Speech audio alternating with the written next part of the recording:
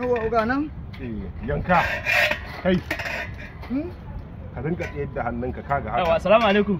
Wa alaikum salam. Dallaji mai gyara. Barka dai. Ya kake? Alhamdulillah. Yawa su dama kwado na ne yaki budewa gaba daya. To bakin da nake so a dan a bude ma. bakin nake so a bude mu. Ce a buge bakin kenan. Wannan original ne. Wallahi. In ka gyara wannan yafi sabo aiki. Wallahi yana da kyau shi yasa na kawo mana ce ka bude min shi. Bari a gyara ba shi. Ka ko guduman nan. To uga. Kaga da haka kake aiki ko bana nan za a rinka baka aiki. To uga ba haka ba. Ka ƙara hozul insha Allah. Da jajircewa. Ya kaga an seta shi. Uga. Ana nake aiki.